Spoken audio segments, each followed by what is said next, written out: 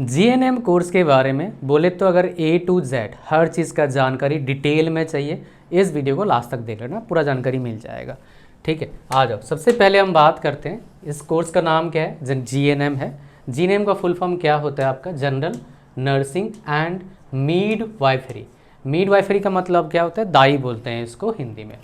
Duration course कितना होता है? 3 साल प्लस होता है। 6 महीने का आपका क्या होता है? इंटर्नशिप होता है। कहीं कहीं जगह पर 6 महीने का इंटर्नशिप में कुछ पैसा मिलता है। एडमिशन एलिजिबिलिटी क्राइटेरिया क्या होता है आपका? 12th पास हैं एलिजिबल हो जाते हैं, बट बायो वालों को थोड़ा प्रेफरेंस मिलता है एडमिशन के लिए, नॉन बायो को इतना प्रेफरेंस मिलता नहीं है। बहुत रेयर केसेस में कॉमर्स वालों को एडमिशन मिलता है, बट कुछ जगह पर आर्ट्स वाले को, मैथ्स वाले को तो एडमिशन देता है। मिनिमम परसेंटेज 40% है। जस्ट पासिंग मार्क्स वाला भी कहीं कहीं एलिजिबल है। 55% कहीं कहीं है। आपको ये मिनिमम परसेंटेज रहता है जीएनएम में एडमिशन के लिए। एडमिशन का जो होता है आपका 12th के मार्क्स पर हो सकता है एडमिशन, जैसे हरियाणा में 12th के मार्क्स पर होता है। 10th प्लस 12th के बेस पर हो सकता है, जैसे उड़ीसा में 10th प्लस 12th के बेस पर एडमिशन मिलता है। सेम अगर बात करेंगे, बंगाल में एंट्रेंस होता है, यूपी में एंट्रेंस होता है जीएनएम में एडमिशन के लिए। एंट्रेंस में क्या रहता है आपका? जनरल साइंस आता है, इंग्लिश आता है, जीके आता है। तो डिफरेंट सिलेबस स्टेट वाइज होता है। तो जो स्टेट से आप बिलोंग करते हैं उस स्टेट का जो रूल है उसको फॉलो करिए। फॉर्म भरने का टाइम आमतौर पर अप्रैल से स्टार्ट हो जाता है। अप्रैल से मई तक फॉर्म भरा जाता है, और जहाँ पर एंट्रेंस होता है वहाँ पर जल्दी फॉर्म भरा जाता है। जहाँ पर डायरेक्टली मेरिट बेस्ड होता है उधर थोड़ा लेट होता है, मई तक होता है फॉर्म भरना चालू। ठीक है जी। अगर हम फीस की बात करेंगे, आपका 45,000 फीस सरकारी कॉलेज में आमतौर पर साल का 15,000 के आसपास लगता है। प्राइवेट में साल कितना लगता है? 1.5 लाख तक पर ईयर फीस है आपका। सरकारी में 15,000 पर ईयर। 3 साल का कोर्स 45 में ख़त्म। प्राइवेट में मैंने देखा अप टू 6 लाख तक आपका कुछ कॉलेजेस में क्या होता है, फीस है आपका। अगर हम बात करेंगे एडमिशन में, एक टिप ले लो, मैं आपको बताऊंगा थोड़ी देर में, वो आएगा। सिलेबस आपका फर्स्ट ईयर में सिलेबस रहता है, सेकेंड ईयर में सिलेबस रहता है, थर्ड ईयर में सिलेबस। इंटर्नशिप में इन चीज़ों पर आप क्या करते हैं? इंटर्नशिप करते हैं 6 मंथ्स डिफरेंट डिपार्टमेंट्स में, टाइम के हिसाब से, कैलकुलेशन के हिसाब, मतलब एक रूल होता है आपके कॉलेज का, उसके हिसाब से। एग्ज़ाम मोस्टली क्या होता है? ईयरली होता है। इवन एम्स में देखता हूँ MBBS का ईयरली पेपर होता है उनका। अगर हम बात करें क्या ये डिफ़िकल्ट कोर्स है, देखो ये बहुत डिफ़िकल्ट तो कोर्स नहीं है, लाखों बच्चे कर लेते हैं। थोड़ा सा अगर इंटरेस्ट है आपको ये हेल्थ साइंस में, मेडिकल ट्रीटमेंट में, तो ये अच्छा कोर्स है, बट इसमें एक प्रॉब्लम है, मैं आपको बताऊंगा थोड़ी देर में। अगर हम बात करेंगे हाउ टू चूज़ कॉलेज, देखिए कॉलेज चूज़ करना है सबसे बेहतर रहता है आप सरकारी चूज़ करिए, गवर्नमेंट कॉलेज सबसे बेहतर है। क्या चूज़ करना है मेरे प्यारे बच्चों? Government college. Government college choose कर लिया आपने। साथ में क्या करना है, अगर कॉलेज के साथ हॉस्पिटल है, मतलब हॉस्पिटल का कॉलेज है, तो ये बेस्ट है। अगर ऐसा नहीं मिलता है तो आप क्या करिए, private college plus hospital choose कर सकते हैं, ये भी चलेगा। फिर अपने फीस के हिसाब से आप चूज़ करिए, किसी कहने पर चूज़ मत करो, खुद देखो वहाँ पर क्या हिसाब किताब है, उसके हिसाब से चूज़ करो। समझ गए? ताकि आप ट्रैप में नहीं फंसेंगे, नहीं तो एडमिशन ट्रैप में फंस जाओगे, बेकार पैसा बर्बाद हो जाएगा, कुछ सीखने को नहीं मिलेगा, खाली डिग्री मिलेगा, वो कोई काम का नहीं होता है। इस तरह कोर्स में इंटर्नशिप बहुत ज़्यादा इंपॉर्टेंट रोल प्ले करता है। तो 6 मंथ्स का यहाँ पर क्या है, इस कोर्स के साथ ही अटैच्ड है इंटर्नशिप। तो अगर खाली कॉलेज होगा तो हॉस्पिटल में इंटर्नशिप मिलना थोड़ा दिक्कत आ जाता है। कॉलेज के साथ हॉस्पिटल है, मतलब हॉस्पिटल ही है, कॉलेज साथ में ही है, MBBS भी कोर्सेज वहाँ पर होता है, तो बहुत अच्छा आपके लिए, बहुत अच्छा वो अपॉर्चुनिटी है। बिकॉज एम्स कैंपस में, मेरे पीछे एम्स है, मैं काफ़ी बार गया हूँ वहाँ पर MBBS के बच्चों को, और ये जो GNM कोर्स एम्स में नहीं होता है। ठीक है, GNM BSc नर्सिंग एम्स में होता है, डिप्लोमा मेडिकल बाकी जो डिप्लोमा कोर्सेज कुछ होते हैं, बट GNM नहीं होता है। तो आप स्टेट गवर्नमेंट कॉलेजेस को टारगेट करिए, बेटर रहता है। ठीक है, तो यहाँ पर जॉब रोल्स क्या होते हैं आपका? डिफरेंट डिपार्टमेंट्स वाइड आपका जॉब रोल रहता है। तो डिफरेंट डिपार्टमेंट डिफरेंट आपका नर्स रहता है। ठीक है जी, तो ये सब में है। अच्छा, प्राइवेट जॉब आपका हॉस्पिटल से मेनली लगता है, प्राइवेट जॉब क्लिनिक में, प्राइवेट क्लिनिक में जाते हैं। सरकारी नौकरी एम्स नॉरसेट होता है आपका। सेंट्रल लेवल जॉब के लिए GNM एलिजिबल रहता है, बट GNM के लिए थोड़ा एक्सपीरियंस चाहिए होता है एम्स नॉरसेट में, 2 साल का, अगर मैं सही रिकॉल कर पा रहा हूँ। RRB में आप एलिजिबल हो जाते हो, RRB पैरामेडिकल में एलिजिबल होते हो, ये सबसे हाई पैकेज देता है। GNM यहाँ पर डायरेक्टली एलिजिबल है, 75,000 के आसपास यहाँ पर सैलरी मिलता है। मैं आपको दिखा दूंगा ये वाला।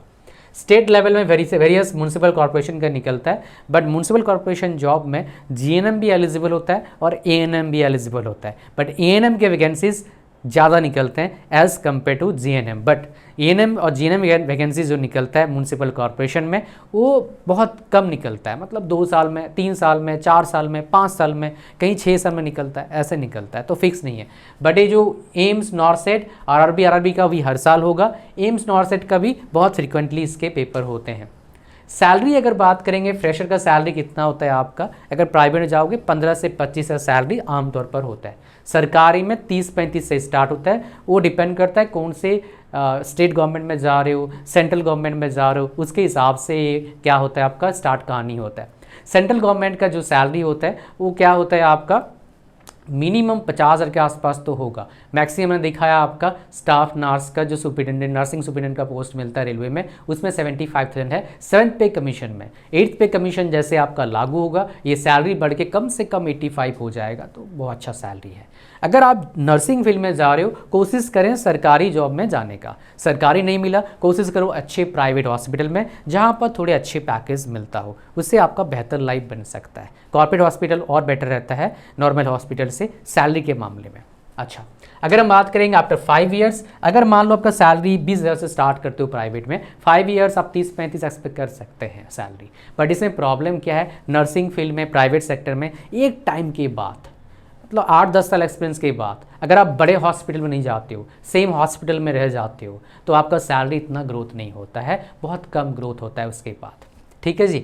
अगर हम बात करें 5 साल एक्सपीरियंस के बाद सरकारी में, अगर मान लो आप रेलवे में स्टार्ट कर दो 75,000, 5 साल बाद बिना पे कमीशन का बढ़े, पे कमीशन हर 10 साल में बढ़ता है, उसकी बात है, उसमें तो बहुत बढ़ जाता है भाई, 15-20 हज़ार इकट्ठे बढ़ जाते हैं उसमें। अगर 1 लाख सैलरी, 1,10,15,000 ऐसे ही हो जाएगा, 20,000, 10 तो नहीं, 15-20 हज़ार कम से कम, 1,20,000 हो जाएगा, मतलब 20% बढ़ जाएगा सैलरी आपका।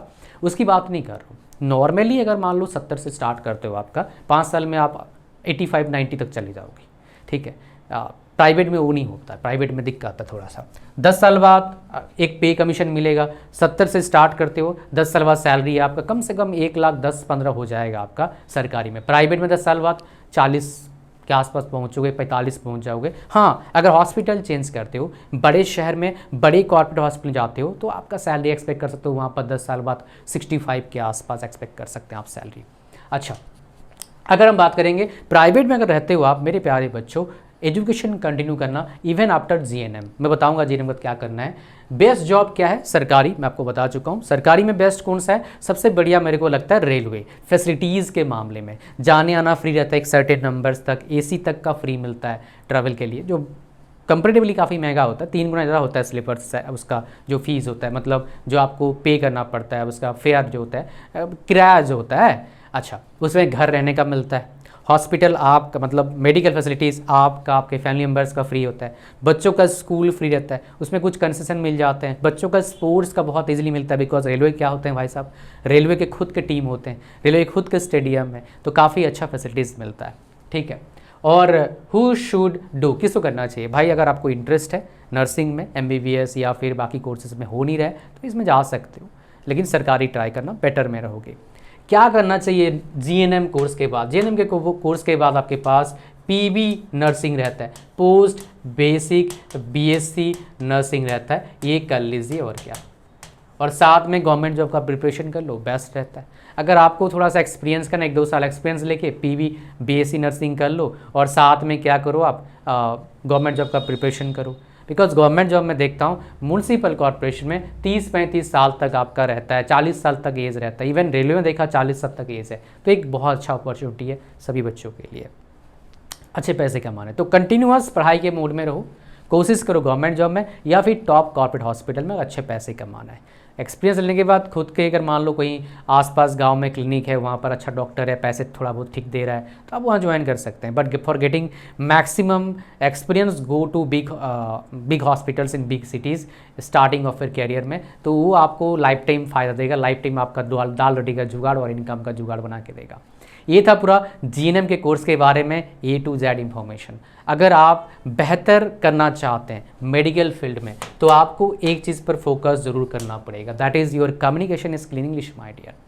Whenever you will apply for any big corporate hospital in big city, maybe in small cities, they will test your communication skill in English, right? They will test that, because they will have that level of patient, those who maybe those patient or doctors will definitely communicate in English. So that is why you should have sound communication skill in English. So in order to solve this problem, I know there's so many people from they belong to non-English medium school, right?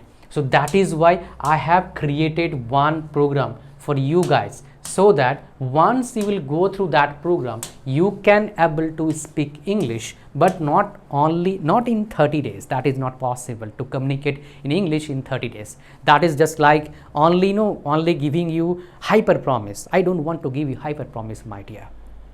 If you wanted to speak English fluently, as I'm just right now talking, in any situation you can talk, with any person you can talk, without having any hesitation, without having any kind of stress in your mind while speaking, then my dear, you have to give time. But yes, once you will go through this program, you can able to solve 3 of the biggest problem people are facing currently. Many of the students are facing: speaking, writing and reading. You will come to know how to write on the answer sheet. You will come to know how to read any subject properly. Even you will come to know how to speak English fluently. So where you can get the link of this course, link is given in the description. Once you will click on the link, you will land here. उसके बाद scroll down करिए, add to cart पर click करिए, checkout पर click करिए, form को भरिए, okay करिए, क्रिएट नंबर पर क्लिक करिए, पेमेंट करिए। भाई भैया कोर्स आपका हुआ, पढ़ना सीखना चालू कर दीजिए। बेस्ट टाइम कब है? अभी है, किसी भी सिचुएशन में हो। थैंक यू, मिलेंगे आपसे कोर्स के अंदर। चैनल को सब्सक्राइब कर दीजिएगा, फ्री है, बट इसको ज्वाइन कर लीजिएगा, so that you will have better opportunity, so that you will not miss any opportunity because of your bad communication skill in English. So it's your time to change the whole scenario, maybe by 360 degree. Thank you very much. God bless you all. Bye bye.